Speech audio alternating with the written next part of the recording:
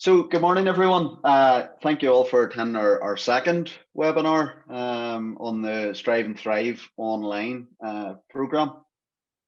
So, thanks all for joining. Um, our session, which today I suppose is focused around, keeping your customers engaged with visual content. And by visual content, we'll touch on what visual content actually is, but whenever I speak of visual content, what I actually mean is graphics, videos, and that sort of thing. So no matter what level of the business that you're in, I'm sure you're already aware that customers are the absolute lifeblood of your business, especially during the recent pressures of COVID and lockdowns, and we're all just so over it at this stage, I'm sure. And I suppose that's why it's important, that we're engaging with our customers through all the different means and platforms, and we engage with them through content on a regular basis. I suppose that the problem is that there's loads and loads of companies out there that just don't understand the importance of engaging, and engaging through really relevant content, but instead they insist on shoving sales pitches down the throats of their customers, post after post, blog after blog. And I suppose with that in mind, the most successful brands who engage with their customers understand that their customers want to interact with their peers and learn things of value. And I suppose that's never been as easy, as now, with the thanks to technology. So that's a bit of an intro to what we're going to look at today. I suppose a wee bit about me, owner and marketing director of Digital Mac. We're a relatively new marketing consultant and support firm, assisting with businesses in all things digital, really everything from digital strategy, content creation, digital advertising, web development, and so on. Suppose I've been in this game for 12 years in digital. Sort of developed and delivered on digital marketing for businesses within loads of different sectors: hospitality, retail, manufacturing, engineering. And I'm actually currently working as a support mentor on the Causeway digital program, advising clients on different digital strategies that they can implement. And you'll see some of the work that I've actually done based on content, and that I've done for some other clients through the Digital Causeway program. So today's webinar lasts roughly a couple of hours, with some time at the end, I suppose, for you to answer or put some questions to me, and for me to give you answers. And whilst many of the discussion points that we focused on today are very much based on the tips and advice that I have learned over the years, there's so much more advice that you can get online, well, both online and offline. And I suppose it would be extremely difficult for me to fit everything into this morning's session. But I suppose with that being said, I hope today's session can inspire you and to equip you with the tips and the knowledge to actually walk away today and implement some of the strategies, and using the platforms that we're going to do a hands-on session on, that you can walk away and implement them right away. So we'll look at, here's just sort of the discussion topics. We'll look at defining what content actually is, the misconceptions around what it actually is, the types of content that your customers engage with daily, knowing your audience and tailoring your content to suit them, why it's important to bring a level of personality and entertainment value to your content. We'll look at some of the apps that I use, particularly on a daily basis, and that you can very easily access. We'll look in particular at Filmora, which is a brilliant wee app for both phone and desktop. and we'll also look at Canva. Some of these tools you might be familiar with. Some people might be completely new. So I've sort of just set, from grassroots level, and we'll work from there. We'll look at how we can embed user generated content into your content plans, into your videos, into your graphics. And then we'll look at repurposing existing content to reach different customers. We'll look at easing pressures with planning and automating your content schedules. And then most importantly, we'll look at some measurement frameworks that you can use to actually assess the successfulness of your content. And then we'll finish off with the question and answers. One thing that I haven't put in there is actually the time in between, where we'll do a deep dive on each of the platforms. So I suppose, whenever I was setting out writing the content for this, I had sort of a few prerequisites in my mind. We all own smartphones, well, most of us anyway. Most of those smartphones, we take photos, we take videos, most of them come with pretty decent cameras. We can download apps from Play Store. So whenever I'm talking about all this stuff, that's sort of in the back of my mind that, I'm taking into account that most people will have access to a smartphone, I suppose. So defining content and defining videos and graphics, whenever I talk about content to many of sort of our clients, and within any of sort of my digital strategy mentoring sessions, through Digital Causeway or whatever, many folk always sort of pipe up and they would ask, well, what do you actually mean by content? What is content? And there's often a lot of confusion around, the notion of content marketing. Many people think that it's just, sticking up a post on Facebook with a link to their products and, sticking up a wee 2-second video. It's much more than that, to be honest. Content marketing, I suppose, can be broadly defined as, and I've put that on the screen, it's helping you to communicate valuable and relevant information, such as your business promise and your values, deliver thought leadership, and differentiate products and services, as well as enabling demand generation. It sounds like a bit of a mouthful, right? But whenever you actually think about it, it's so relevant. Content's everywhere. Everything we do, everything we see, everything we hear, everything we read, it's all an opportunity to create, a valuable content piece that you can share with your customers, whether it's through social media, through your website, whatever.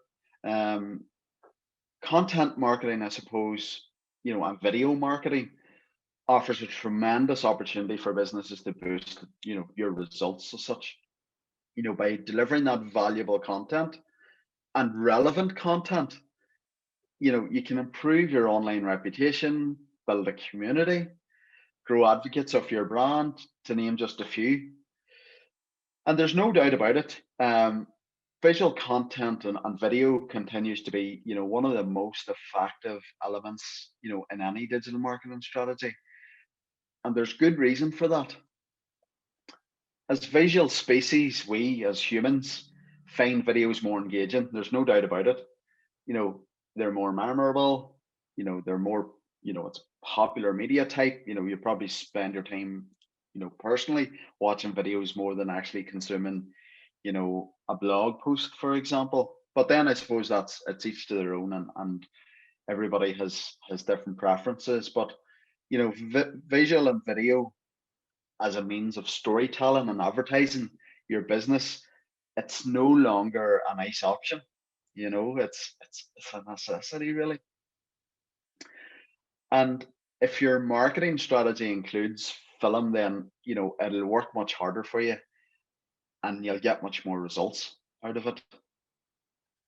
And as I related to earlier, with thanks to recent advancements, maybe not so recent, but advancements in mobile technology, creating and producing visual content, videos, graphics, whatever it may be, is so accessible. It's such an accessible marketing tactic that companies of all sizes and all budgets can avail of.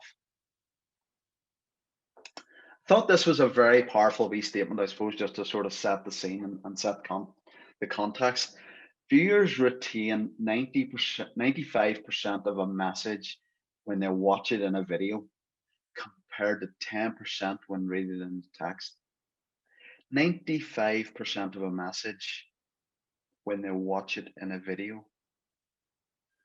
That's so impactful. Graphics and video is so impactful. They say that 1 minute of video has the same value and impact as 1.8 million words. Don't know where that stat, where they got that out, but it's certainly true. That video has much more impact than just plain text. And another stat, the average internet user will spend 88% more time on a website with video. Now, there's one for you. If you're trying to keep users engaged on your website, get them browsing as much content, video should be the way forward. Those wee stats came from popvideo.com. So if you go on there, they've got loads of different resources and different sort of tips and that sort of thing. Is really, really good. And you'll be able to see those there. So with loads of different type of content, and we're obviously going to be focusing on just a few today, videos, graphics, infographics, promos and offers and that sort of thing, those weak graphics that you're making Canva. But content marketing has become, one of the most powerful digital marketing strategies for businesses of all sizes. However, whenever it comes down to developing your strategy, it can be quite difficult to decide, which type of content, or which types of content that you want to use to grow your business. Now, from my list there, you'll see, some of the top performing content types. I'll not go into any in great detail, but there's loads, and I suppose what I would say is, different content will apply to different audiences. Some audiences would rather prefer to see case studies and product reviews, where some might want to see, podcasts or quotes, or it's just about finding your niche and finding what's going to be suitable, and engaging for your audience or your customers or whoever it may be that you're targeting. So we'll click on. So I get this question all the time. Is graphics or video making really as simple as owning a smartphone? Well, there's a short answer to it, and that's yes, completely. A smartphone or a tablet even, with a camera. Most of them have decent cameras now. It's really all you need to make video content for your business, your organization. Smartphones have so many benefits compared to the sort of bulky, heavy camera equipment. Quality's everybody's good, and in some case better. Like, for example, I'm using an Android. It's got 4K Ultra HD video.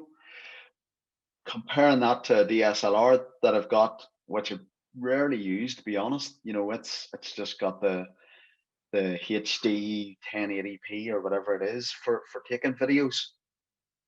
All our smartphones are compact, light, easy transported. Can fit it in the pocket. Kudos to anyone who's ever tried to fit a DSLR, one of those big bulky cameras, in your pocket. Our phones are simple to use. Simply take it out of our pocket, more than likely in our hand, as most of us are all addicted to our phones and never out of our hands. But it's as simple as opening up the camera app, hitting the wee red record button, and away you go. With the DSLRs, sometimes, I think, you need a bleeding degree in rocket science to operate them. Sometimes it can be quite difficult with all the different settings and that, whereas smartphones make it very, very simple.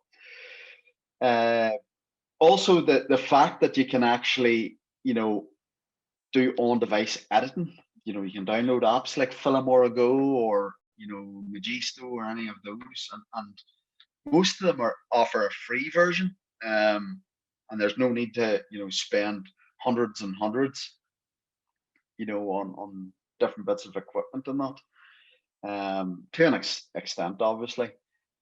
But simply put, smartphones are an excellent movie making, graphics making device, in their own right. It'll help you showcase it and sell more faster and faster, or whatever it is that the end goal is. Um, so I've got a couple of slides here based on, do we know who your customers are? Now, I don't want to make this the focus of the presentation, or the webinar, because you know it's not all about, today's session is more about giving you, the tips on how to use the different platforms. But I suppose, you still need to think about who your actual customers are, and targeting them with the right messages, and with the right creatives. And I suppose, for a successful content marketing strategy, you will need to be clear, about who your audience is, and creating the right content to reach them.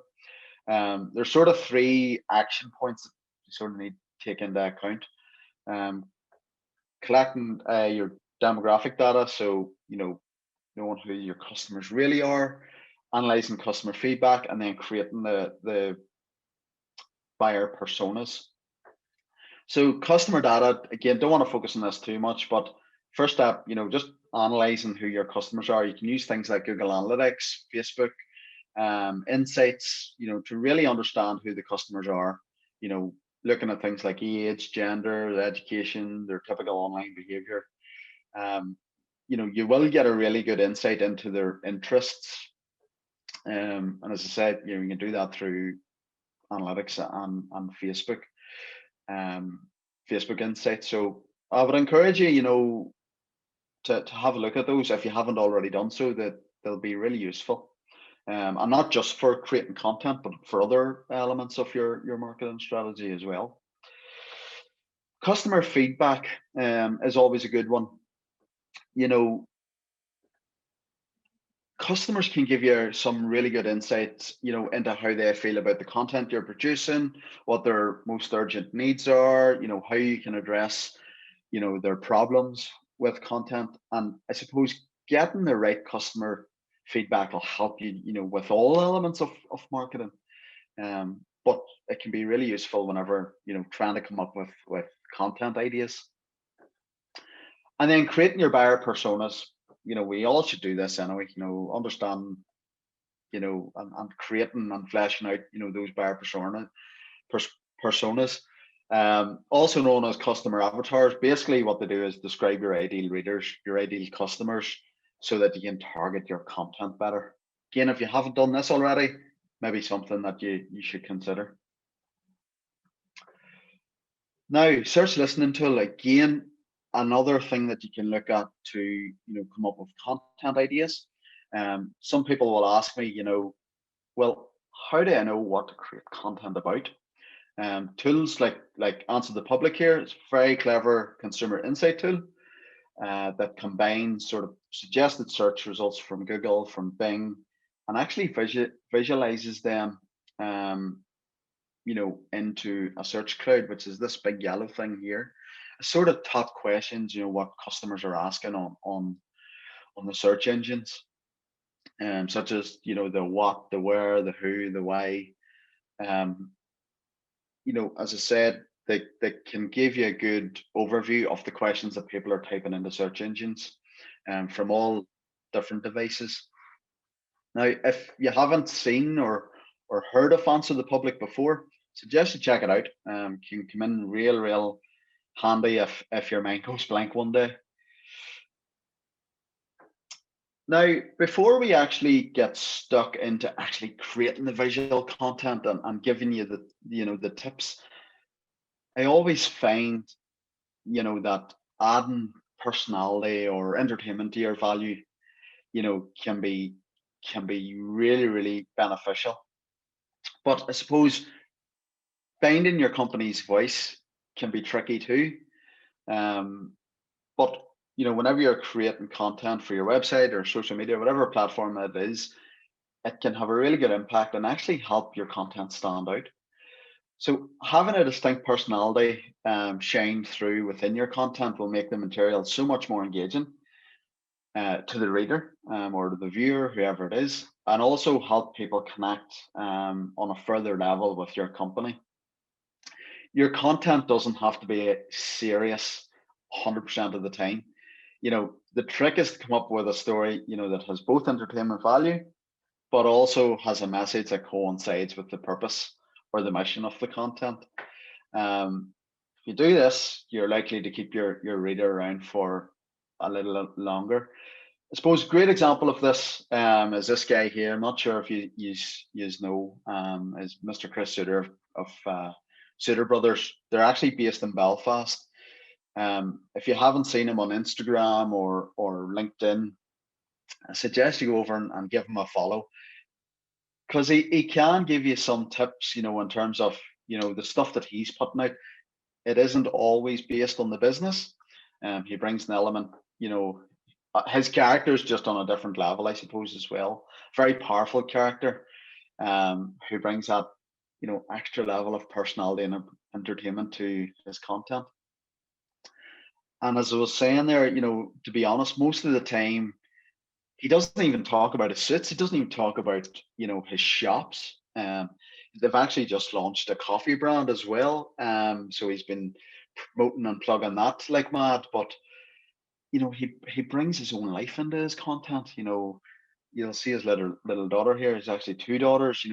Brings them into the content, and it just brings his content to a different level. All, of course, in the background, you're thinking, well, what's this guy actually trying to promote? And it will become clear that he's subtly doing that as well. So again, just one example. There's many other examples out there that I'm sure you're aware of. But I suppose it's just to highlight, the importance of bringing personality and entertainment value. But then again, sitting in front of a camera is just not for everyone. If it suits you, that's great. If it doesn't, then there's other methods of getting the message shared. So now into the fun stuff, actually creating the visual content and boosting engagement with graphics and videos. So in social media circles, everyone knows that visual content performs so much better than the plain text. It helps us to get our message across in precise and engaging fashion. And I suppose it's gone from a nice to have to a must have vehicle for marketing messages. So there's loads of, looking at, the main reasons as to why social media marketers and businesses favor visual content. The advantage that it offers in terms of engagement is so much more. Showing is always better than telling. So let me see, actually, I need to go a slide over. No, we're fine. So even if you don't have, a full-time designer or, an agency to handle your social media content creation, you can create some really stunning visual content, all from this thing here, your smartphone. And I suppose to help you to do that, there are lots of free tools that are available online for creating these various types of visual content. Now, we're going to focus on two today. We're going to focus on Canva, which will be really good for doing your social media posts, for doing posters, for doing virtually anything. Any sort of standstill image, static image, as I like to refer to. But before we do that, I want to give you some tips in terms of setting up your camera. So the stage before editing, really. And again, just bullet list, using a native camera app on your phone. Do that for, if you're actually going to edit the video outside of Instagram and Facebook. If you're going to use live or use stories, I would suggest doing that within the app. whether it's Facebook or Instagram. Video resolution, make sure that you're setting, and every camera setup will be different. But if you go into your cameras, if you go into your camera app and then into settings, you'll get most of these settings anyway. But just make sure that your video resolution is set to at least 1080p, and that'll give you a really clear, crisp image quality whenever you're taking images or taking videos. Use the capture grid as a guide. So I'm not sure if you've heard of the notion of rule of thirds, but basically what this does, it splits your it splits your screen into three. And whenever I say that, it gives you like a guide, so that you can, you can position your camera in the right way so that you're capturing the best of the object, or whatever it is that you're trying to capture. No filter, don't use any filters on your standard native camera app. Wait until we get into the edit mode until you add your filters and all those sort of things. You're better having less within your sort of raw footage, and then you can add to it as you're editing. Ensure that you're in a well-lit area. Hopefully you can. I'm in a bit of I hope I'm in a well-lit area. I've actually got a ring light behind me. I'll show you a few of those in the next slide, or I'll give you some insight to those. But again, that can really help with, lighting up an area if you're working with a dark space or whatever. Avoid backlighting. So that's a light coming directly from behind your head, because obviously that's going to go straight into the camera. In any cases, you'll want to use like either coming from the side or coming in front of you. Like, for example, I'm actually sitting in front of a window here. I've got the blinds closed just because it's very, very bright. But if it was a sort of dullish day, you would have the blinds open and the light would be coming in and facing me directly, as opposed to, pointing directly into the camera. Keep the camera steady. Again, we can get some, cheap equipment to help with that, the likes of tripods, the likes of gimbals. Again, I've got a slide on that next that we'll touch on. Don't count in your battery. Never start a video with a 20% battery. That'll not last. You've heard it from me. Happened to me so many times. Going out to do a video and maybe only 20-30% of my phone just doesn't work out well. Another thing is, and a top tip is, turn your phone on to airplane mode whenever you're taking your videos in particular, because you don't want those notifications coming through and then pinging in the background whilst you're trying to capture your footage. It can be very frustrating whenever it comes to editing. And then lastly, don't let sound ruin your video. I've gained personal experience of this, relying on just the microphone of the phone or the camera, whatever it is that I'm using, doesn't work out well, especially whenever you're outside. If it's a windy day and the wind blowing and you're trying to capture someone speaking or the background noise, that doesn't work. But again, listen, for all those things, there's equipment, and it doesn't have to be expensive. You can buy the likes of stabilizers. We've got a gimbal here, or a wee tripod. You can actually get the bigger tripods, depending on the size of the space that you're trying to capture. You can get lighting. Again, these are sort of smaller panel lights. I've actually got a one sitting here on a tripod. You can get them of all different sizes, and you can buy them quite cheaply as well, actually, through Amazon or eBay or any local independents that specialize in that sort of thing. The other thing is microphones. You'll see this wee lapel microphone that can be really good to pick up if you're doing an interview style video. Power, I don't think I've got a battery pack here, but you can buy those little battery packs that you can pre-charge and then plug in to your phone as you go on, just to keep the juice going. And then lenses as well. And you can buy sort of fairly inexpensive camera lenses just to enhance the footage that you're capturing. Now you can pick those up online as well, maybe 15-20 quid for those lenses, and it comes with a wee attachment to easily just clip onto your phone.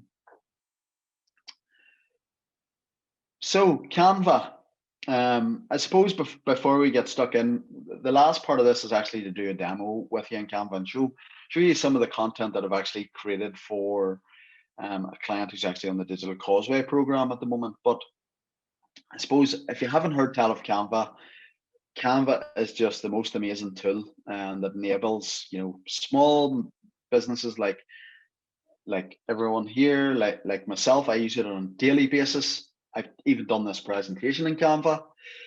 But what it does, it allows us to create visual content, very quickly and easily, even if you have little to no graphic design skills.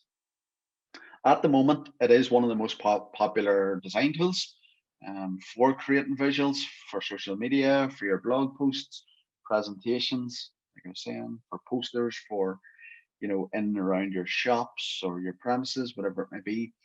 And there's so much more. You can create Instagram stories, you can create leaflets, flyers, anything you need to create visually, Canva will allow you to do it. It also makes branding your images so easy, so simple, as it is a drag and drop tool. You'll see it in a moment, but it is so easy to use. There's also pre-built templates. It gives you loads of different options, and also if you get so you can get Canva in a paid version, but there's also a free version. Now the difference between the two is the paid version it opens up opportunities to use stock photos, to use stock videos, to use loads of different templates that just can't get within the free version. But other than that, if that doesn't really matter to you, then the free version will be more than suffice. As I said, there's loads of different templates. I'll show you most of these within the platform itself. But you can choose any of these, edit all the elements, change colors, add your own logo in, whatever it may be. So what we're going to do now, I'm going to give you a quick overview. And well, whenever I say quick, I don't mean that, because I want, if there's any questions while I'm going through it, to feel free to pop on and ask me. So what I'm going to do is stop sharing this screen and then share another screen. So just bear with me 2 moments. Sorry, just Mark. Checking, Katrina, there's been no questions coming in. I'm just about to tip in. There's just one there. What's the best mic to use with the iPad? Depending on what the context of using, if it's for an interview style, you can get and also you'll need to check if they've got if you can plug the mic in, but you can get those wee lapel mics. You can pick them up for 10-15 quid off eBay or Amazon, and it simply just clips on to your jumper or your t-shirt or whatever, and that'll pick up the sound very clearly. Now there are loads of different types of microphones, but I usually find those are the best. Now you can get bigger mics depending on what sound it is that you're trying to pick up, but in most cases the wee lapel mic is more than enough. Hopefully that helps. Now let me share my screen again. And sorry, I should have said, Katrina, in terms of brands, again, the range you can get, there's a Rode, RODE, that's sort of top of the market. Then there's lower end of the market. I'm not too familiar with the exact brands, but if you punch in, Amazon I usually find is the best place, because you can read the reviews and you can even ask questions from other users who have bought that particular piece of equipment. So let me see, I've lost the Zoom screen.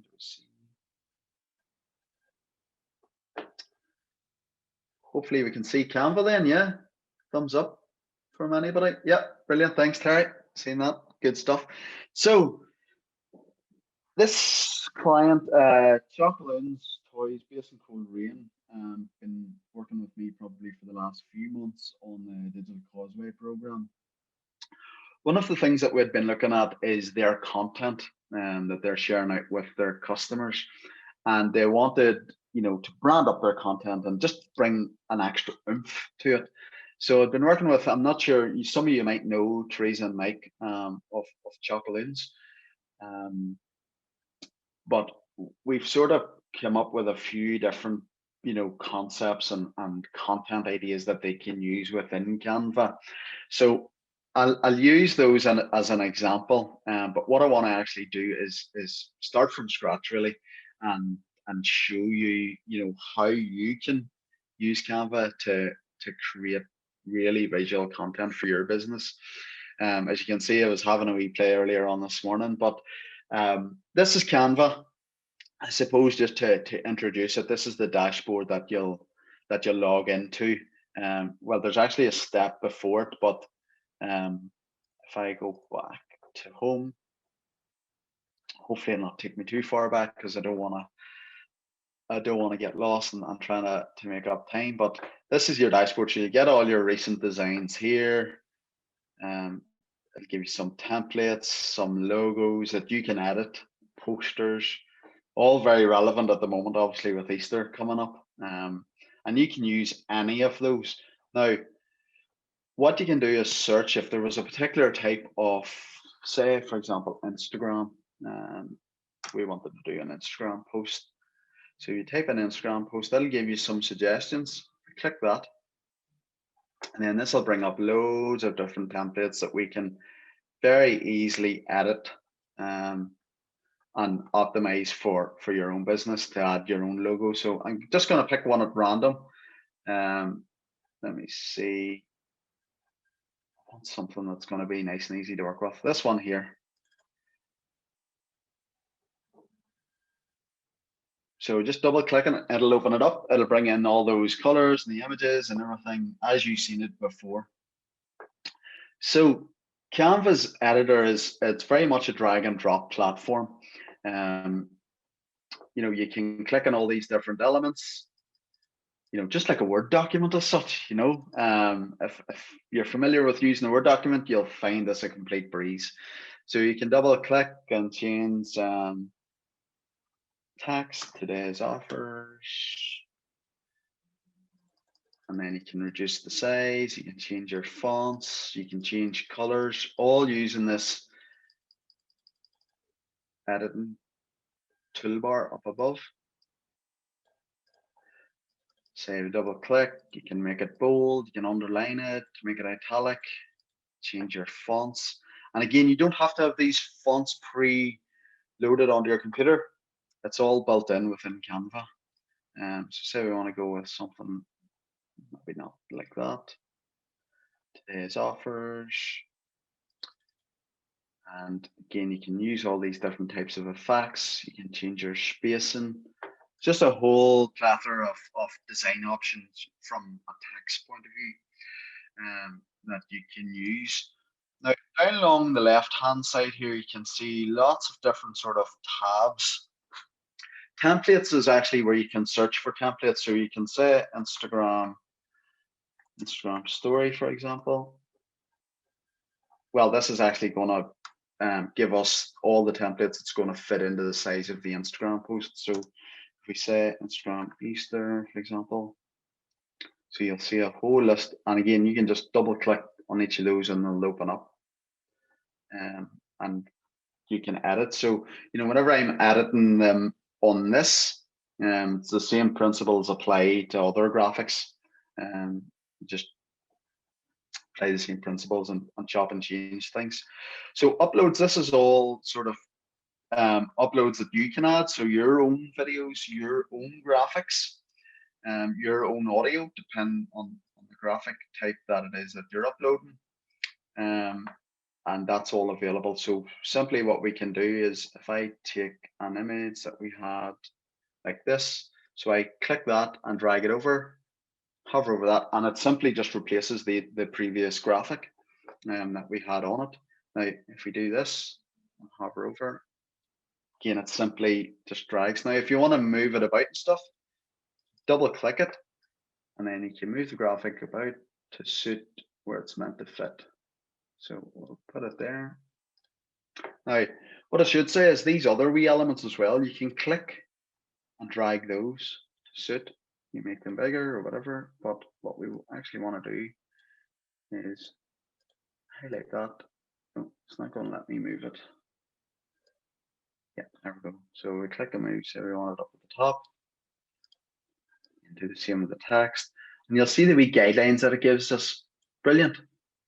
You know, it helps us to see, you know, everything nice and aligned and lined up. Now I want to make this slightly bit bigger so we can fit that in. Now, you might also want to add your logo. So for this, we'll use this logo as an example.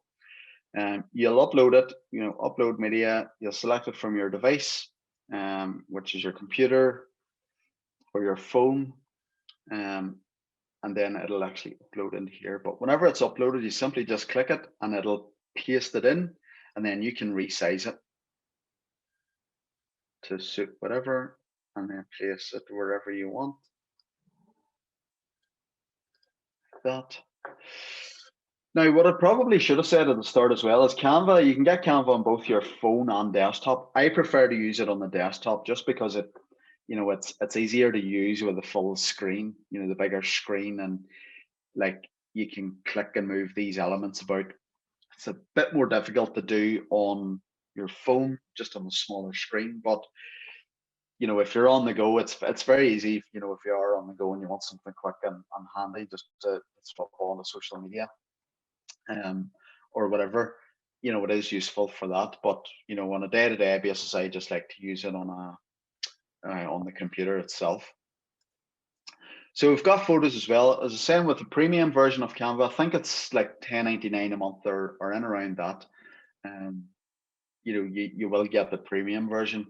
For the premium version, you'll be able to access all these stock photos. So if I search for, say, toys, for example, so you'll get all these images here. You'll see there's some free and then some that are in the pro version. Most of them are in the pro, to be fair. So say we click that and we want to put that in instead of that other photo. We can do so there, move it about. Now you'll see that it's actually came in front of the border that we had for the text. What you simply do, everything's built on layers. So it's like built on top of others. So what we need to do is get this image layer and send it to the back. So basically what we do is just right click and then send to the very back, and that'll go to the back. Now we'll need to actually change or move this stuff just to suit. So we'll do that. This is just to give you an insight into using all the different elements. So again, you can search anything you want in there. You know, if you're, say your jewelry, now you'll obviously want to share your own content, but you know, if you were struggling for images, you could look in there. Or if you're a hotel, you can get all these sorts of images on here, you'll see. So yeah, listen, they are available. Some are free, most of them are on the paid version, but you know, you can use them as you will. You've got different elements as well. So this is like shapes and adding in different stickers and things like that. A bit like, you know, the Instagram stories or Facebook stories or whatever. You can add those in. Just simply click resize and then place or move around the screen wherever you wish. You've got text as well. So, you know, it gives you the three sort of, you know, the heading, the two headings. So you've got your main head and your subheading, and then just your paragraph text. You just simply click that, change it up, whatever text you want to put in, change your formatting. Or what's really, really useful is these pre-built graphic text templates that you can use. I usually like using something like this. If I delete that.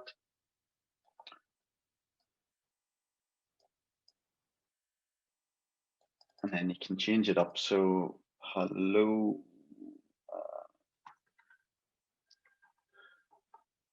Let's make it work out, but change colors to suit. This is going to end up a real mess, I know it is, but it's just to give you an insight into how to use Canva. Most of you might have already been on Canva, and that's great if you have. I suppose this is just starting from a level playing field. You can add your logos and your brand colors here so that it's easily accessible whenever you go to change the likes of these colors here. So you simply just click on that, and then you'll see my brand colors are there. So I can easily just click that so that you're not having to go through all the time and look for the colors that you're actually wanting to use, or the color codes. So you populate them in one place, and then that's available to you to use anywhere within Canva. I haven't tried using Canva to create videos. Now, I've heard some people have started to use it and they've found it not too bad. So you can upload your own audio, or Canva gives you, royalty-free audio that you can add in, with all different types of genres. There's epic, travel, piano, YouTube, happy. Again, all different variety of genres that you can use. Again, I haven't explored it yet, but the option's there. Videos, so if you want to use stock photo or stock video footage, you can get it in here. Now, I think Canva have a partnership with one of those stock footage platforms like Stock or something like that, and that's where all the footage comes from. So you can search in there, if it's toys or children playing or whatever it may be, just depending on what your business is. You could search in there and see if there's any videos that you could use. Probably not, but at least it'll be a backup plan, I suppose. Then you've got the background, so you can get different patterns and different gradients. So if you didn't want to use a photo, if I just simply click that and then hit delete on keyboard. So I didn't want to use that, but I did want to use a gradient of some description. Now it gives you a whole load of gradients here. So you can add those in and it'll just populate. So I'm just simply clicking those. And then what I like to do is actually, whenever I'm finished creating all those graphics, like if we go back to Chocolins,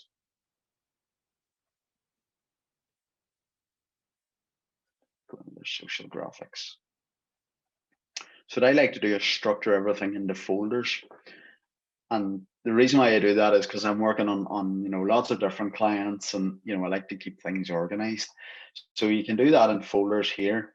Now you can see I've split out into templates, reports, some of the council work, then just by clients, and proposals, and then workshops with presentations. So you can structure your folders in whatever way you wish, whether it's by campaign or whether it's by offer or whether it's by platform, Facebook, Instagram, whatever. You can set up folders to suit however you like to structure things. But yeah, like the Chocoloons, these were created off the back of the Digital Causeway program, and they've now gone away. They're equipped with social graphics that they can start editing and start using within their own social strategy. So, it's as simple as them just going in, clicking those photos, finding a photo that they like, dragging it over, and then repositioning it. Simple as that, and then changing the text up. Text goes here. I don't want to mess it up too much because this is a live version, so I'll just undo that. But yeah, there you have it. You know, Canva is so easy to use those, or to create those really nice visual graphics. Now, whenever it comes to actually downloading and exporting out of Canva, so simple again. You know, you've got this big download button that you can click there, and you can download it as a JPEG, a PNG, a PDF, whatever. I would typically stick with JPEG, which is that one. You keep your size as 1. Oh, sorry. Always have your quality up to 100. And then what you can do is, so in this we have obviously 20 different graphics. You can be very specific as to which graphic you want to export. If it's them all, then you simply tick all, or if it's only a few, tick the ones that you want. And hit done, and then download. And those will download onto your downloads folder. As a zip file folder, you open that up and all the graphics are in there. And then what you can do is share those directly onto social media, onto your website, whatever it may be. Now, you can add other people into it as well, or you can actually share directly onto your Facebook page, onto your Twitter, Instagram, whatever platform. There's loads of platforms there that you can share it directly to, as opposed to having to download it and uploading it. Canva like to make it very easy for us to edit, to create, edit, and then share. So that's Canva. Say a good overview. If you're not already using it, I would suggest sign up for the free account, try it. There's loads of templates there to start with. Even if your creative mind or creative juices aren't flowing, there's loads of templates here.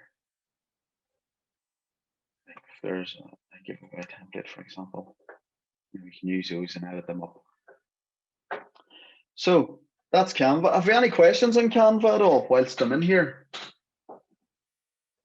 Any questions on Canva at all, Katrina? None on the chat, No. unless anyone wants to chip in.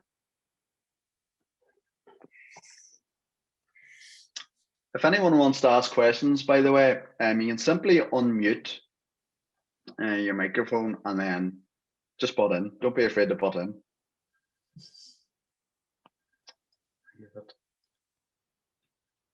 Nope, that's fair enough. If we can jump into Canva at the end if we need to. So I'm going to stop sharing that, and then I'm going to reshare my presentation. If I can find it. Oh, your dog keeps it. Oh my God, I swear to God. Well, yes, you got off. Right, audience window, and share that. So hopefully we should be able to see my presentation again. That be right, Katrina? Sorry, yep. Yeah, we can see it. Yeah, brilliant, good stuff. So next we're going to look at Philomora. If I get, sorry, I've just lost the screen. Let me get this up again. Let's see. I'm dragging this over here.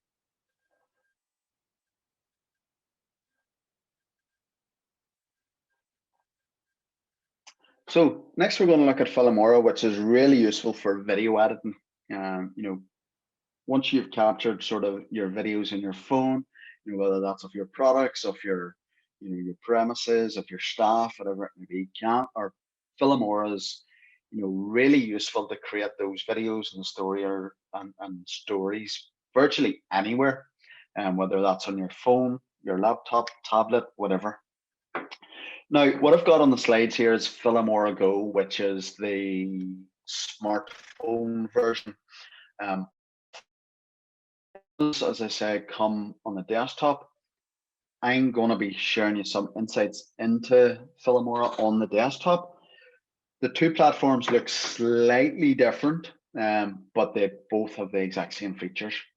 It's just about learning the layouts and the functionality of both desktop and of the mobile version. So just to sort of to put that out there.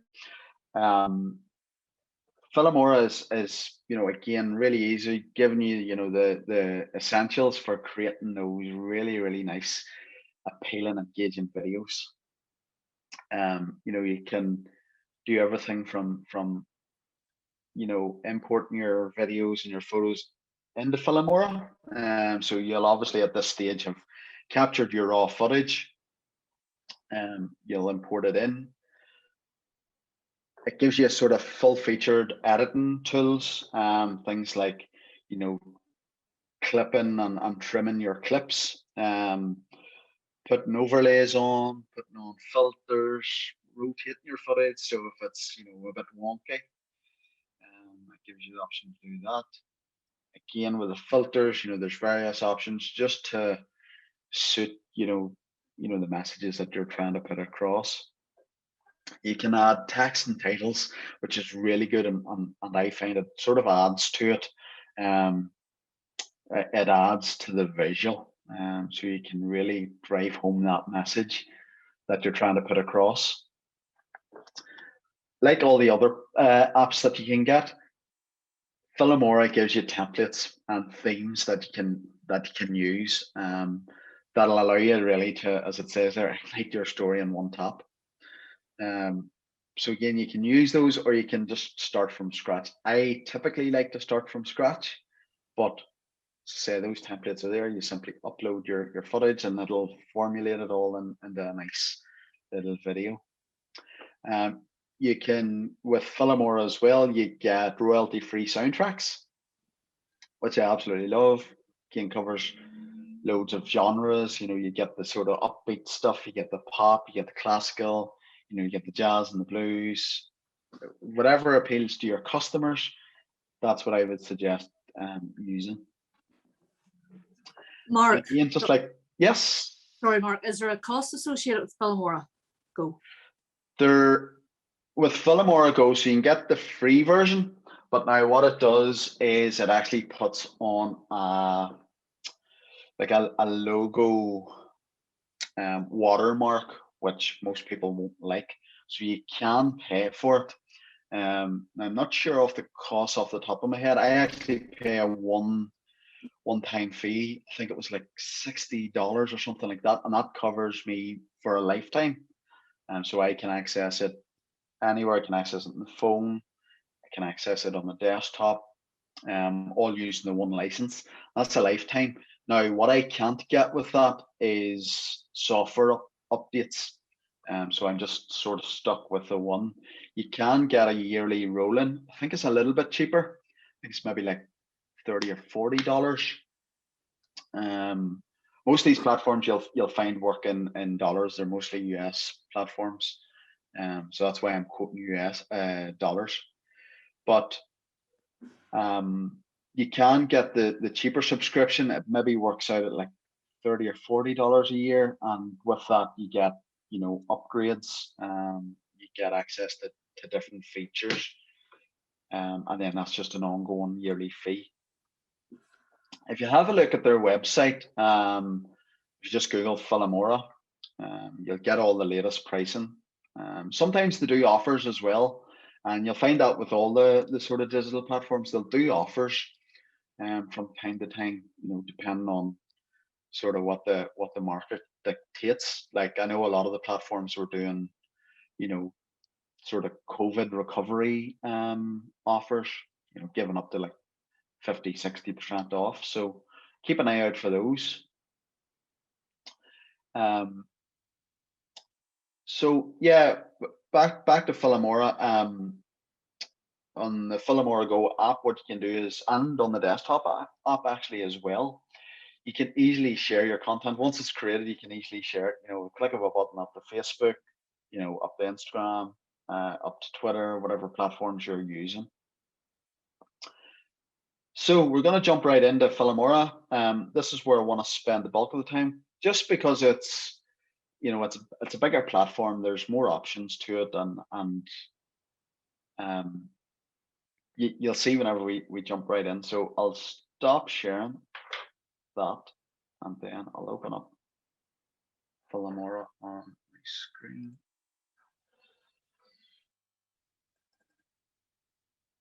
me see.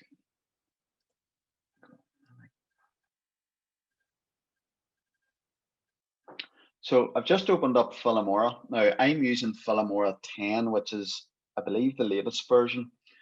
They constantly update it, like they're updating maybe every 6 months or something like that. Just with new features and that sort of thing.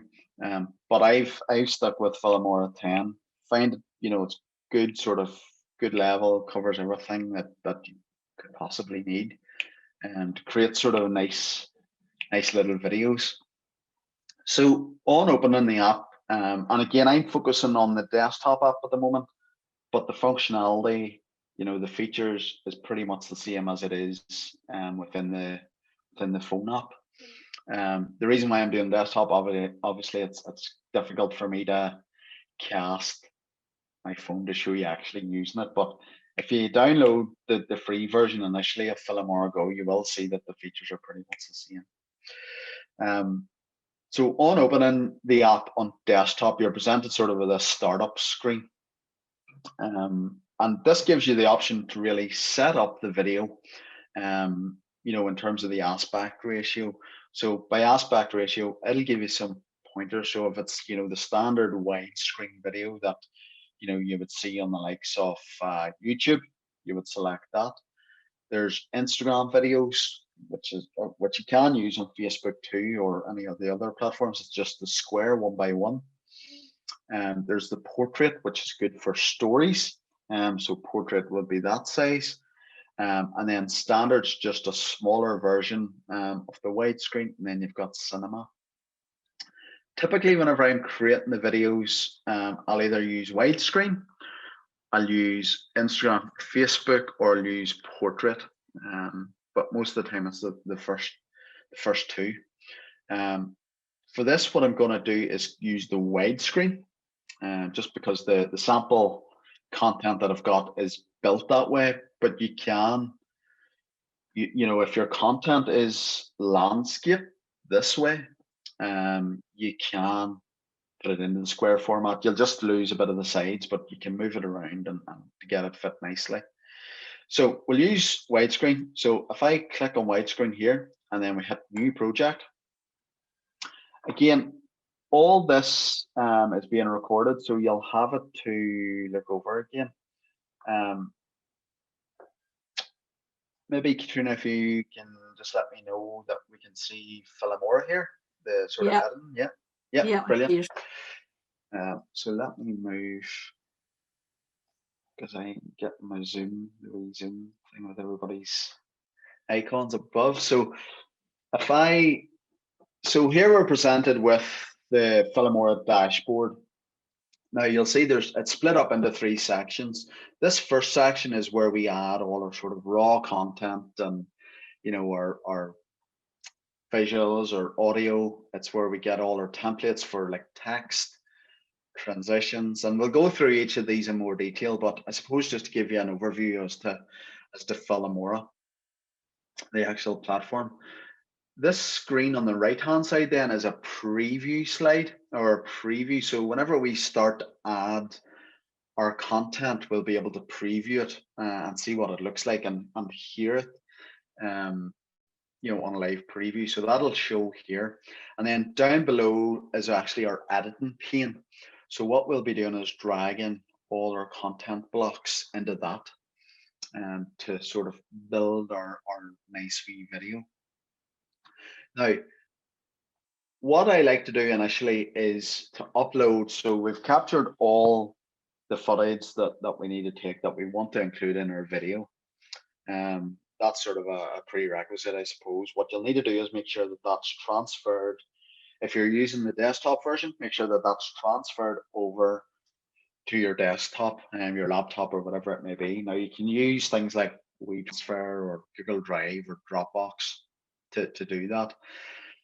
And whenever you've done that, you'll want to import it obviously into Filmora. So if I click the import button here, and then what I'm looking for is, so I've sort of pre-created little videos. Well, it's actually just a video that I've done. I've chopped it up just into simple bits. So these are the 4 videos that I'm going to use So if I select all those and then open, you'll see they'll all pop up into the project media folder.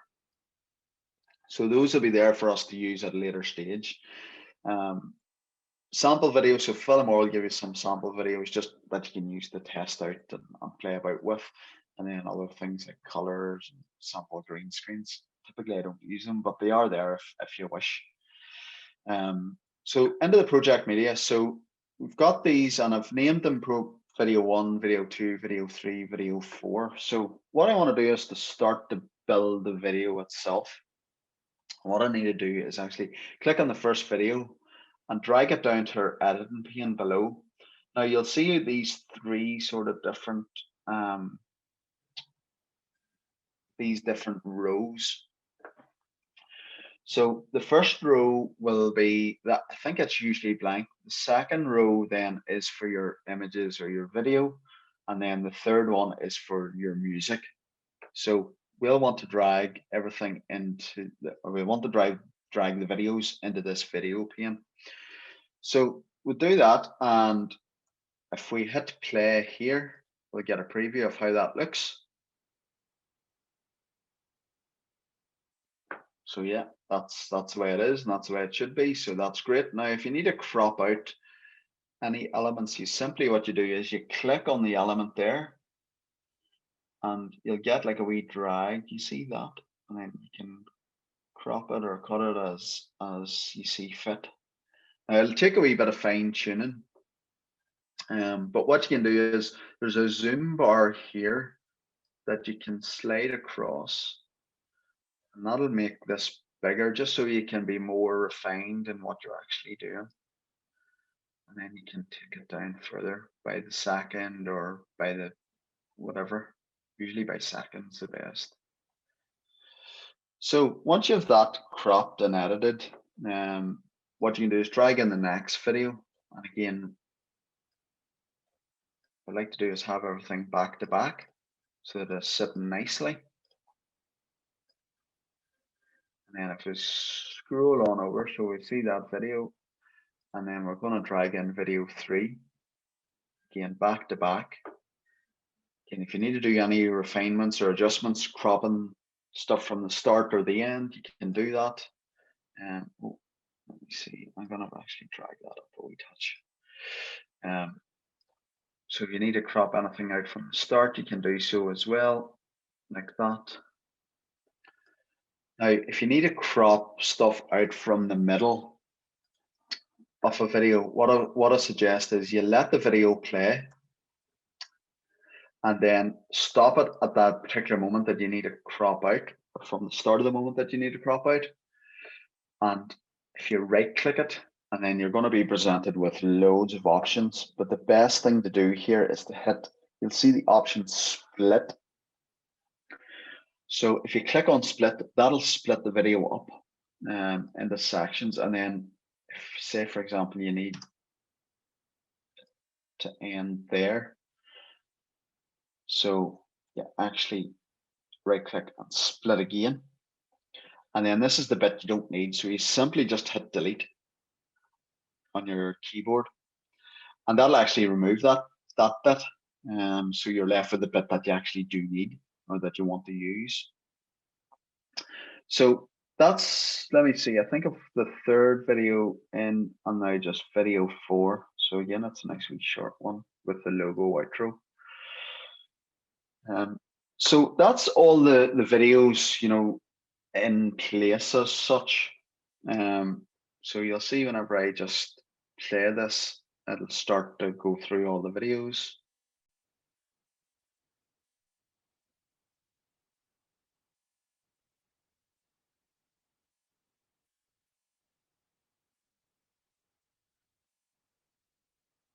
Just to show you, it'll come to an end at some point. So that'll play it through anyway. You can preview it there. Now, what I like to do now is work on transitions. So the transitions between the slides. So if you look up at the top, you'll see there's loads of the 283 different transition types. If you double click, you can preview them, just so you can see what they look like. but you get some weird and wacky transitions. I typically like to stick with the basic stuff, just because I think it adds a wee bit of, it adds just an extra touch of professionalism. You know, this other stuff's just, you know, very wonky and very eccentric, you know. So typically dissolve is a good one, you know, where it just nicely flows into the next video. So what we need to do is find the split between your videos, which was back here. So you'll see the wee divide there. So simply what we need to do is, and you'll see I've actually like that one just so I can easily find it. So it's in my favorites here. So click on dissolve, and then we hover over, drag it, click it, drag it, and hover over the two videos, and then drop. So whenever I go back to preview this, you'll see that it adds a nice wee effect then between the slides. And you can do that for all. Like there's a fade one, for example. So if we do click that and press play from there, see how that fades in and out. Again, each to their own, and you know, your preferences will be different in terms of, you know, the transitions that you want to use, but they are there. You can, you know, use as many as you like. Now you can only use one transition between each slide, but you can use as many as you like throughout your video. As I said before, I typically, you know, between all the videos, like to stick with one transition. Just keeps it consistent. Now, next up, what I like to do is add in text overlays. So again, Filmora gives you loads of options to do this. Again, 276 options. Again, loads of different styles. Like you'll see this sort of thing. It's probably quite similar. Let me scroll on down.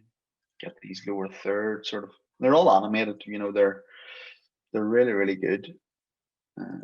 Sure, I'll top that one. Again, you can get them in all different colors.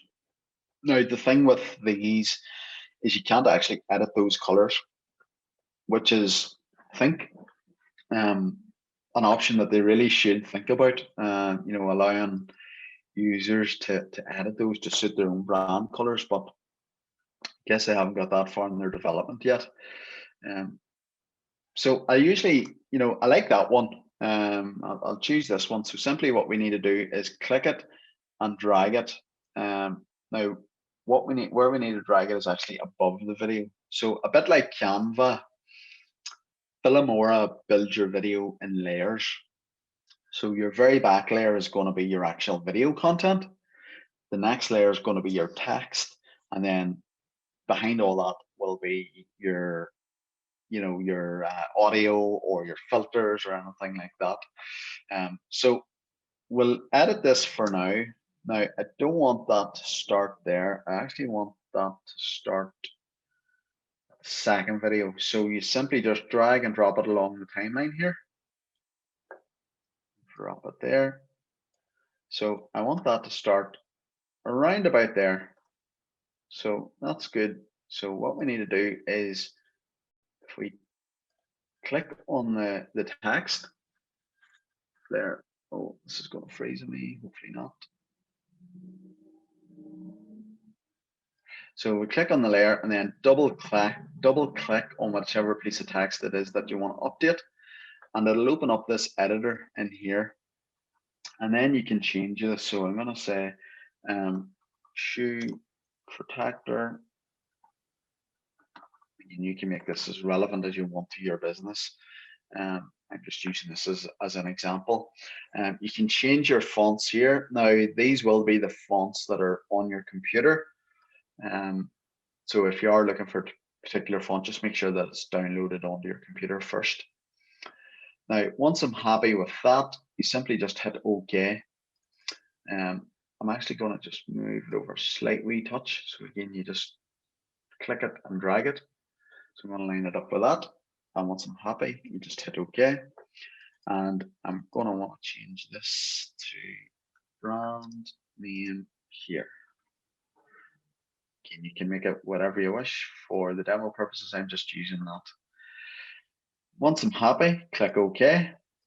Sorry, if I go back in, you'll see with the text editor, again, you can change the fonts, you can change the styles, the size, the color, spacing. You get a whole plethora of changes or style options, really.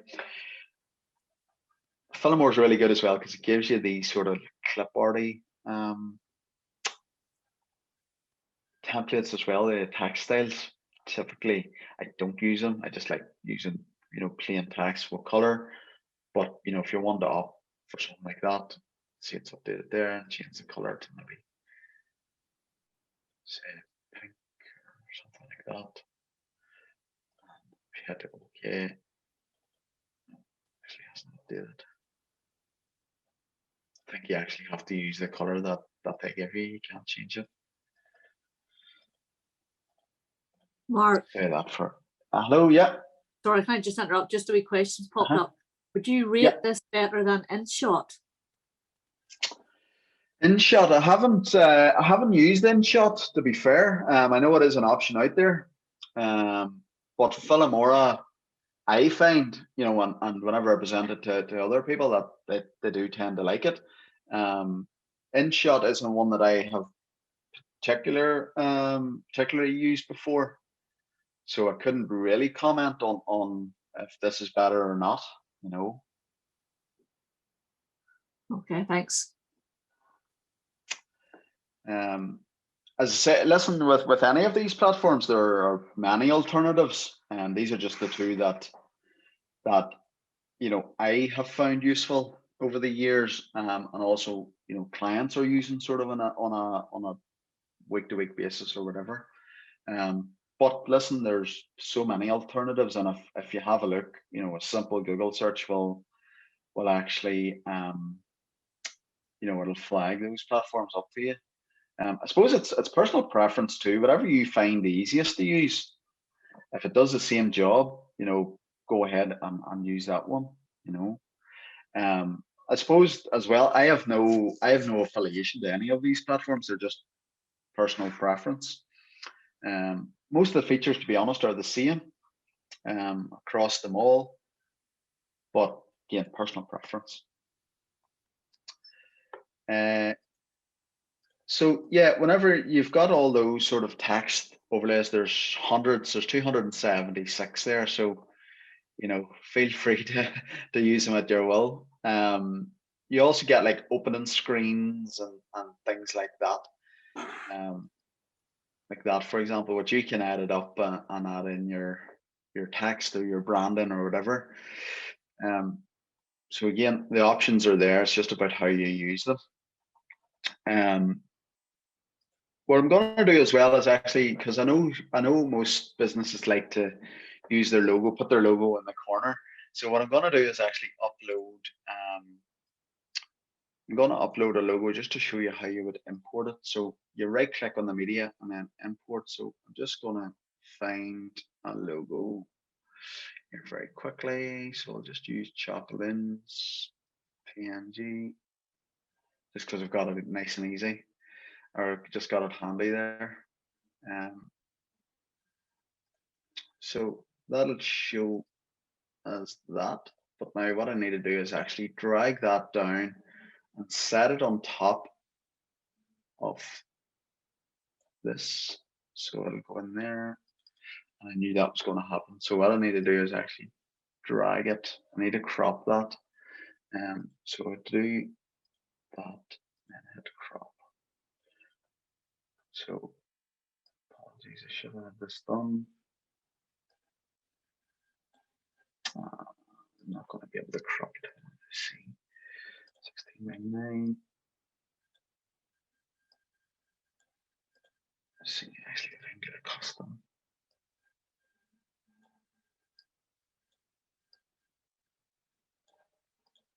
Let's crop that first and foremost. That'll hopefully be it. Yeah.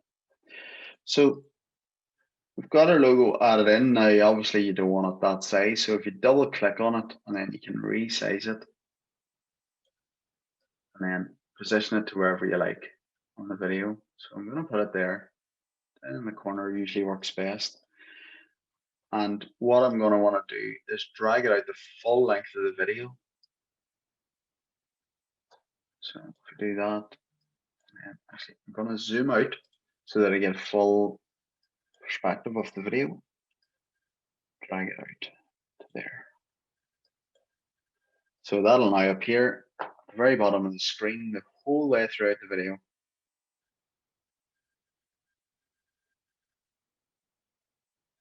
As you can see, it's still staying there. It's really good, and I know that that really helps with brand awareness. You know, and keeping your brand at the forefront of people's mind whenever they're watching the videos. You can add other things like your website address, or you just simply use text for that. Philomore does give you just default text like that you can simply just drag and put it there. Double click that and change the text. Site.com. Again, you can change your fonts, change your colors. Put it into like a nice blue.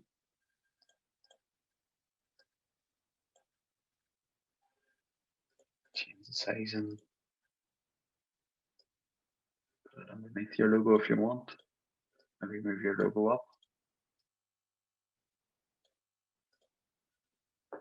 Like that. And then that'll stay. So you'll need to make sure that stays throughout the whole video. So you can just drag that out the whole way so that it stays there.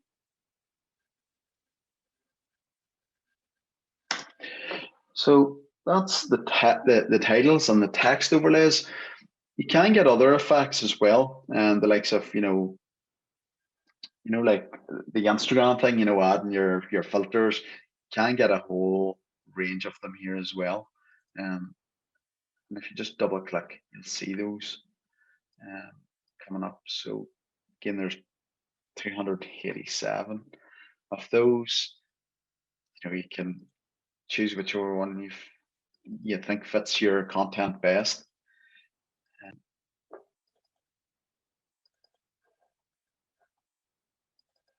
Let's see. So whenever you do that, you simply just drag it again and hover over. Well, you can hover over the whole video like that, or all your different clips, and then just drag it on top. So you'll see drop and drag, or drag and drop, sorry, I should say. And then the last one, which is there. So that'll make sure that that filter, or that effect, is applied to all your wee videos that you've added in then. And there's other things like elements, you can add in, a bit like the stickers on Instagram, add in sale or made fresh if you're in catering or whatever, organic, just a whole load of stuff. And again, that's all included within that version of Philomore that I have. Not sure if the other platforms like InShot offer you that. They might do. I would presume they do, because that's how a lot of them position themselves. But that's really, from Philomore, that's really the height of it. You can also add the audio, obviously, which would be the last bit. Again, you get 172 samples of audio, all royalty free, so nobody's going to come knocking on doors if you're using it. It's approved by Philomore. You can upload them to YouTube and they might get flagged. Again, all different genres, as you can see there. Excuse me. Or if you want to add your own, you can upload it into the media file, and then simply what you do, if it's in there or if it's in the audio, you can simply just click and drag, drop it there. Now you'll see that that audio is obviously too long for the video clip that we've just put together. It's just over a minute of a video, but the audio is like 3 minutes. What you can do is simply click your audio and then crop it right down for the size. So that'll only play the same length of audio that your video is. So whenever you've done all that, you've got all your video pieced together, you've got, your logo in there, you've got your text overlays, you've got all your wee sort of your raw footage that you've captured previously, you've got your audio, you're now ready to share, you're ready to export and share on your social media channels or your website or whatever. Again, it's so easy. You'll see this big green button here, export. Click it. Now, what you can do is export to your device, whether that's your phone or whether that's your tablet, your laptop, whatever. Typically, I say to stick with the MP4s. That's the most recognized video format. It's the format that, YouTube, Facebook, Instagram, it's the format that most of them will use and most of them will like. And you'll not, get into too many difficulties with it, in terms of uploading it. So I would click MP4, give it a name. So test video 1. Select where you want to save it to. So whether that's in your documents, your desktop, your downloads, wherever. Your settings. Now, don't change any of these settings. But normally, what I do is I like to export the best quality, so that it's given, the users that sort of, they're seeing a premium video. The quality is really crisp and clear, and there's no fuzziness as such. So only click best quality there, and don't mess with any of those settings if you can, because gosh only knows what could happen. Click OK, and you're ready to export. And I simply just export, and then that'll download your video. Now, depending on size, it could take anywhere from 20, 30 seconds right up to an hour. But I would only say the hours would only be for big long videos. It's maybe 20 or 30 minutes long. If you're doing nice short videos, it should take no more than 5-10 minutes.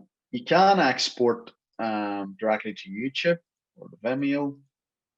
And on your phone, what you can actually do is export directly to Facebook and Instagram and all that. You can't do it from the desktop app for some reason. Not sure why, but from your phone you can do that. And then you're ready to go. Once you have that downloaded, you're ready to share your video on your website, wherever you wish. If you want to send it to friends through WhatsApp, you can also do that. Or if you want to share it with people through Messenger or whatever, or on your website, you can upload it wherever. You've now got that video as a standalone file that can be used anywhere. So that's Filmora. Any questions on Filmora at this stage? Nothing in the chat box unless anybody just wants to chip in. Fair enough, Katrina. This platform's probably fairly new to everyone, in terms of the desktop, and a lot of the features can seem very complex, but whenever you actually get into the nitty-gritty of it and into creating your own wee videos, you'll honestly be flying. And I know I've sort of went through it quite briefly. I wish I had the time to sort of share all the different and go into more detail, but what I would say is, even for Canva 2, both platforms offer really in-depth knowledge base and training videos and things like that, and guides that I would suggest you go and check out. Because what will happen is, you'll be in the middle of doing a video and something will happen that you'll want an answer to there and then. You can go to those platforms and actually type the problem in, and it'll give you suggestions and whatnot, so you can troubleshoot very easily. Failing that, the best thing is YouTube or Google, in terms of finding out how to use these platforms better. There are a few, if you have a look on YouTube, follow quite a few sort of content creators. That's their full-time job. That's what they do in, day out. and who are using these platforms, usually they give, really, really insightful overviews on how to use different features. So again, like for example, if you go onto YouTube and you type in, Philomora, quick Philomora guide, or how to use Philomora effectively, or something like that, you'll see loads of different videos popping up. I'm not gonna lie, I use those time to time. If I come across an issue that I'm facing, you simply just go on there and you get an answer fairly quickly. So if I have no more questions in Philomora, I'll stop sharing there, and then we'll move back over to the presentation. Let me see.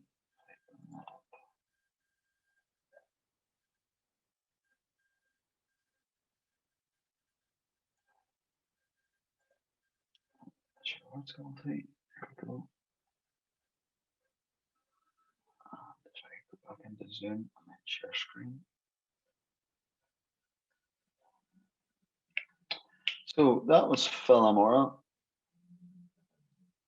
So as someone rightly mentioned, and we spoke about earlier, there are other apps to try.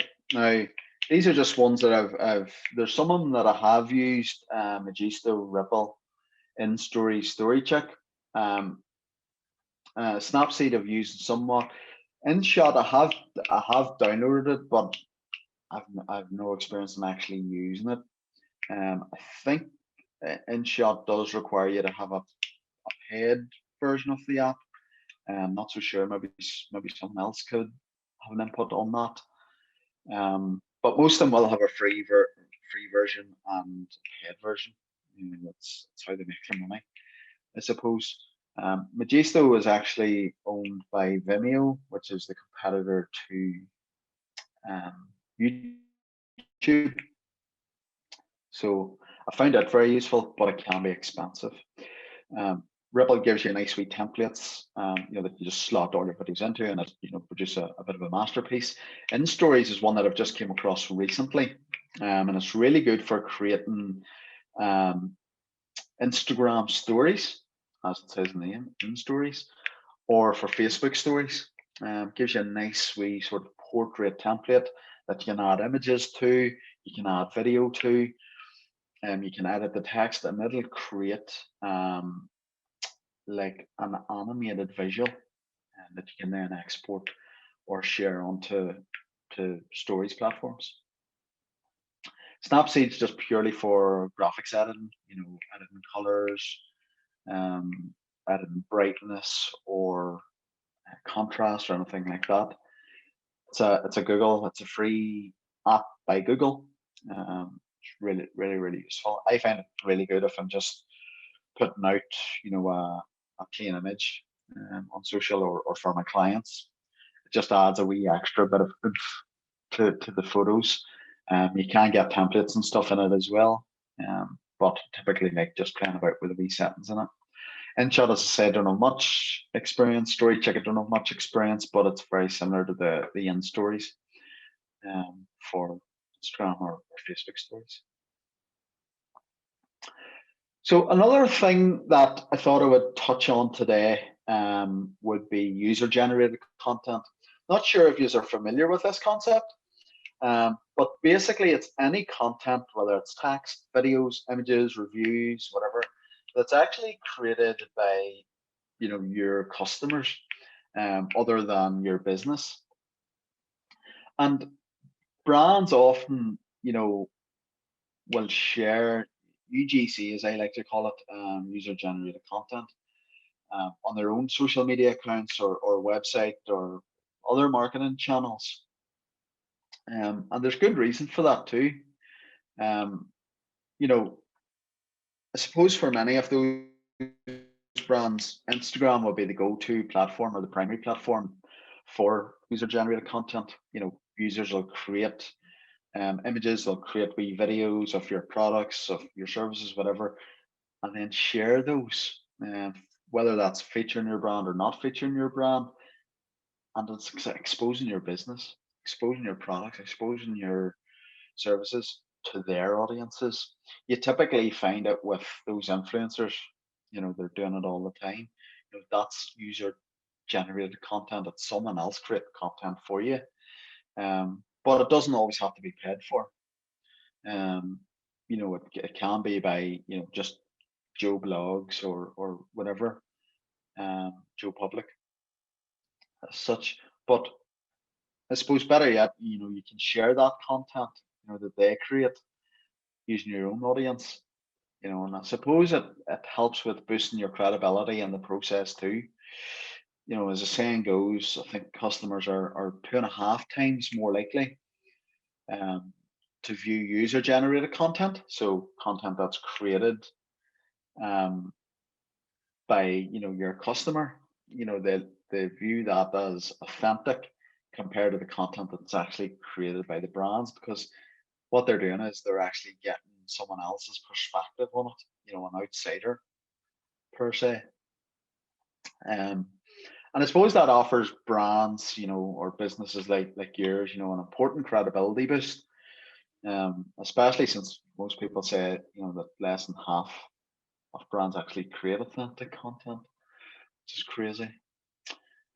So, whether it's a product or a service or an experience that you offer, consumers in today's modern age, want to know what they're going to get before they order, before they book, or before they buy, whatever. I suppose all of those preceding benefits, of UGC user generated content really lead up to this, the impact on purchasing decisions, and it's such a biggie, it's such an important one.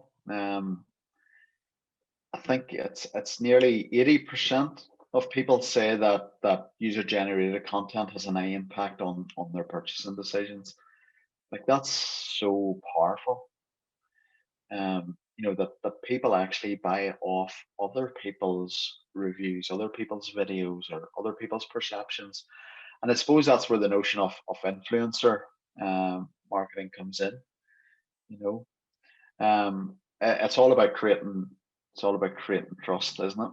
And making sure that customers trust your brand, trust your products. They want to trust that it's going to be fit for purpose to solve any issues that they're having, or any problems, whatever.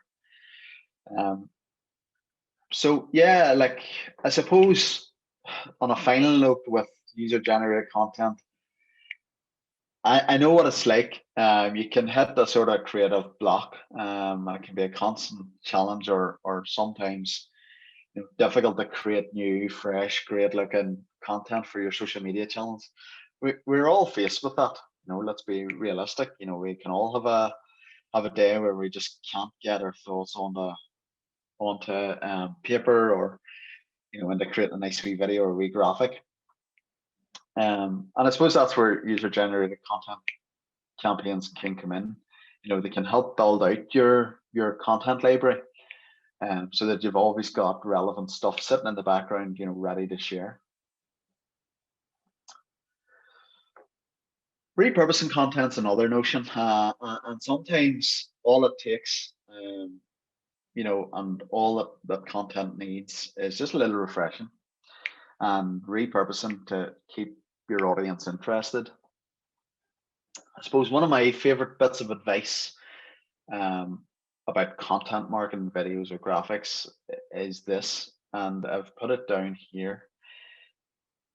You don't have to create content day in, day out. You just have to work on getting the content that you already have into the hands of more people. I always like using that, because businesses are constantly, we need to create new stuff. But that's the main idea behind repurposing content. Take something that you've created before, maybe a month ago, 3 months ago, a year ago, put a new spin on it and give it a new life, because you don't know who it's going to reach, or who it's going to get into whose screens it's going to appear on. Aside from the fact that the hard work is already done with content that you've created before, there's a few other sort of benefits for repurposing content. One in that you could potentially reach new audiences.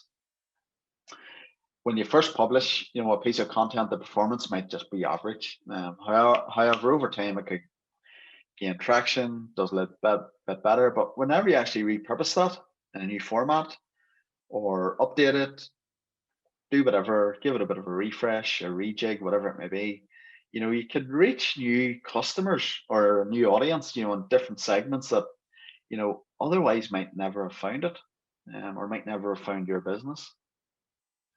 Second one is reinforcing your message. I suppose when discussing the merits of repurposing content, we need to keep in mind that repetition is very important within marketing. Marketing's rule of sevens. I don't know if you've ever heard or seen this, but it basically states that buyers need to hear your message approximately 7 times before they actually close, before they act on it or before they close a deal or before they buy something from you. 7 times. It's crazy. Unless there's urgency put on your content, obviously, they're going to act there and then. But, sort of as it's crazy, 7 times before people actually act on something. I suppose rather than covering one topic at once and letting it disappear sort of into the archives, repurposing your articles, for example, or blog posts or whatever, to consistently deliver your message to your audience works really, really good. Especially if you're starting with high value authoritative content. And it makes the content easier to find. And I suppose it offers unique ways to sort of reinforce the message that you're trying to put across. And the last sort of benefit for repurposing content is you can improve your organic visibility. Your organic search sort of as a whole in general still provides the majority of website traffic. There's no doubt about it. So repurposing optimized content, in various formats can give you a significant lift in organic visibility and traffic, get more people onto your website, get more people onto your social media platforms. Like publishing a variety of content gives you, more access to search. Real estate is what they talk about for targeted search queries on the likes of Google or Bing or within Facebook or Instagram.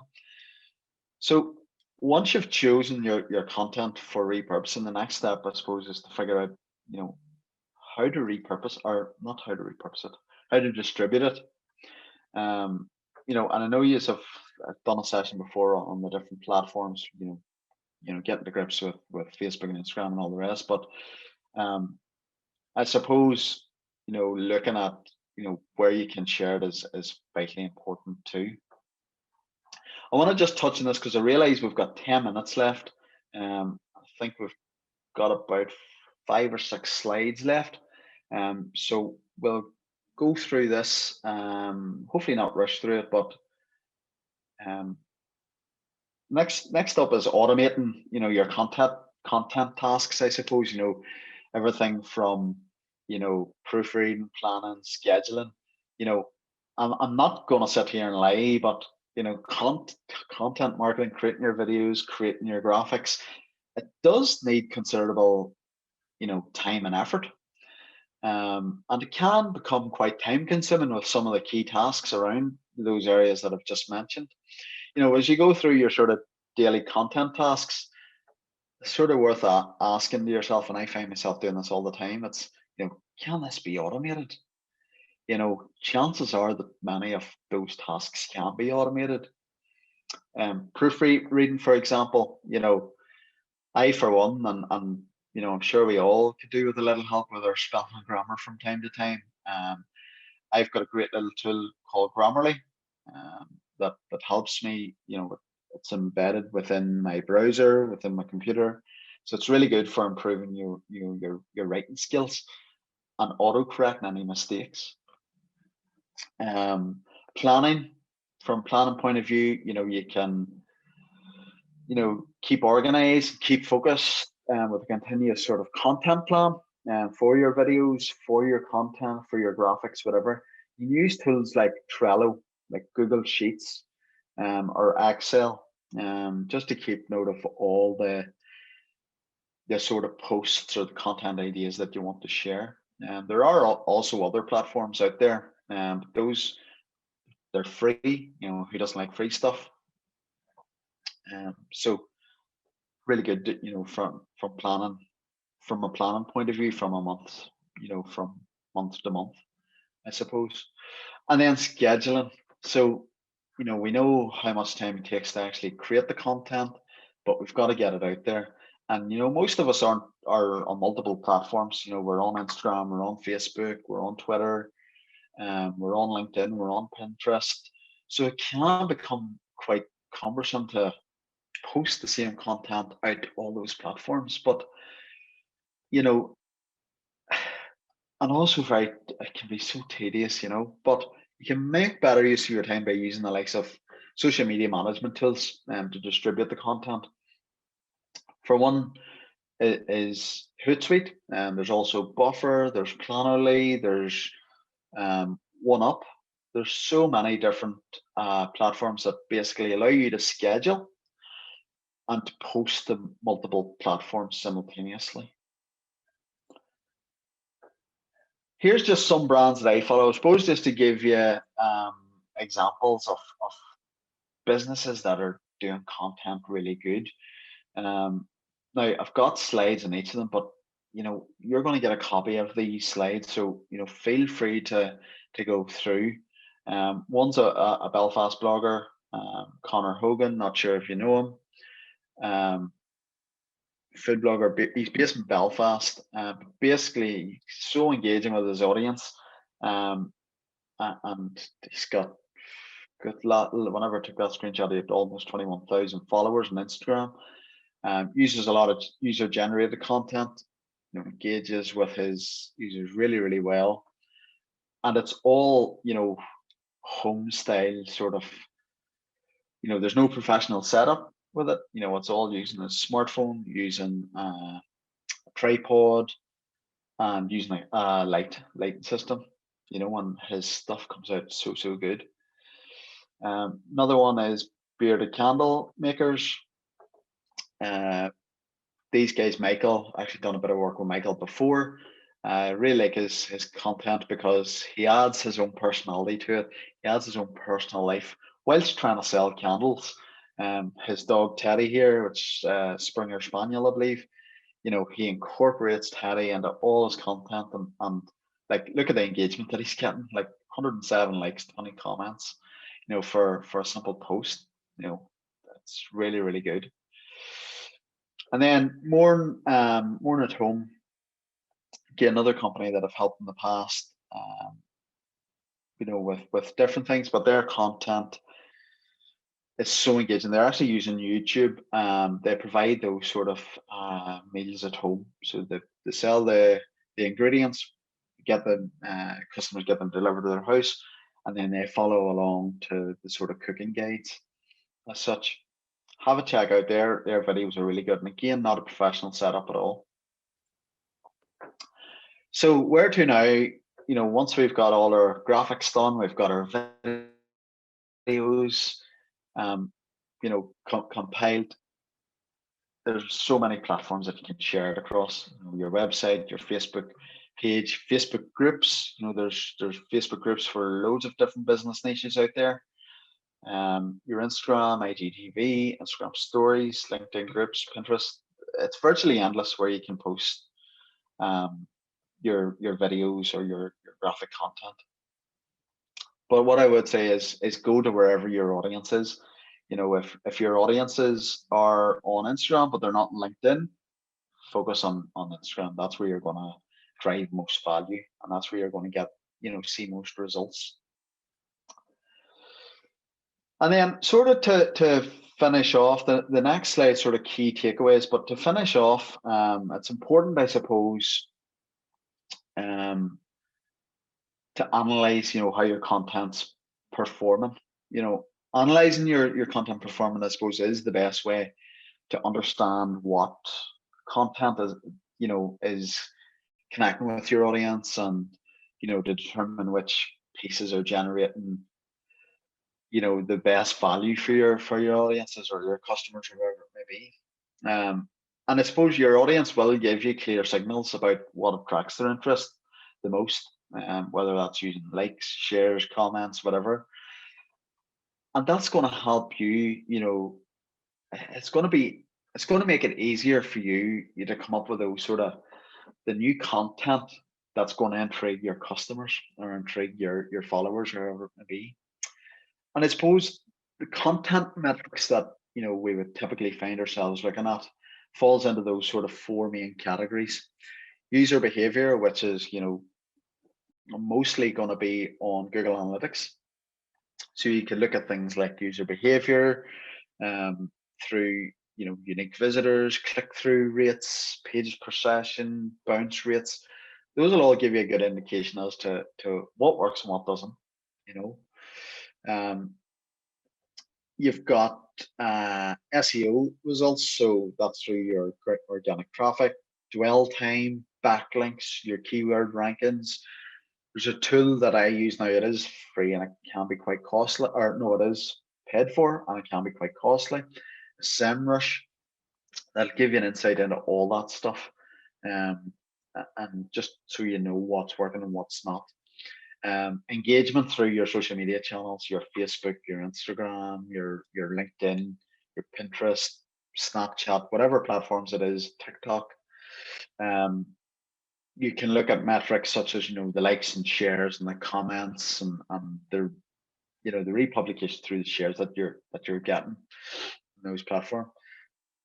And listen, most importantly, revenue. Look at the number of leads that you've generated, look at the number of sales that you've converted off the back of certain content posts. All those they'll give you a really good understanding as to what content is working and working well. Mark, I'm just a bit worried in case Zoom's going to stop on us now in a minute. Okay, yeah, I'm just finishing up just with the key takeaways, and then hopefully that should be us. Good. Is that all right? Yeah, just a bit cuts out, and you'll understand why.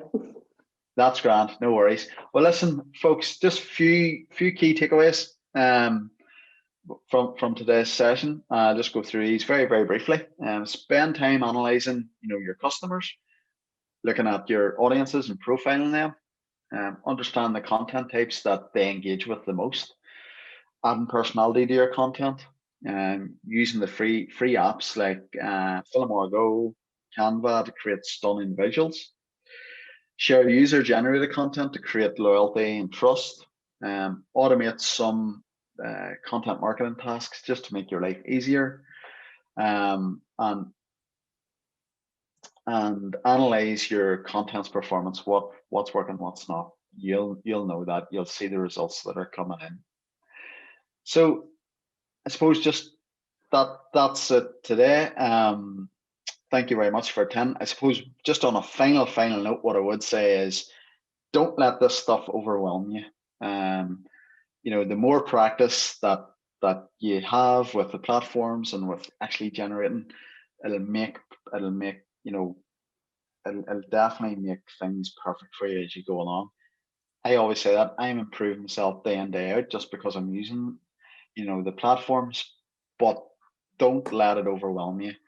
Enjoy the experience, enjoy using them, because they are really, really good to use once you get into the nitty-gritty of them. So from me, thank you very much. Thanks for your participation today and joining in. I'll now open up if anyone has any questions, or maybe Katrina, if there's any that's come into the chat, you could just one we missed near the end there. Can you prepare a post and schedule to Insta and Facebook for the week ahead? You can, absolutely, you can. So you can do that for you can do it on multiple platforms. the built-in platform within Facebook and Instagram is called Creator Studio. It's really good for pre-planning all your content, or not creating your content, but actually compiling your posts and then actually scheduling to publish on a certain date or a certain time, whatever. So that's Creator Studio. You can also use what I just mentioned, the likes of Hootsuite, or you can use Buffer, platforms like that. Again, connect up all your social media platforms, create your posts, and then you can schedule them to go out at a later date. Now, the Creator Studio is built for Instagram and for Facebook. If you're using any other platforms, you will need to use the likes of Hootsuite, because that'll only apply to Facebook and Insta. And it's free. It's most importantly. Thank you.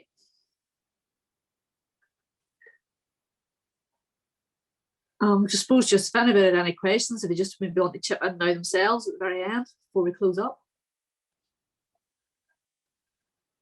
And guys, if there's no questions now, like feel free to pass them through. Like I'm sure your mentors will be able, through the program will be able to, touch on some of this stuff. But if you have any specific questions, feel free to reach out to me. You can connect with me on LinkedIn. Be more than happy to answer any questions that anyone has, that's specific to your business,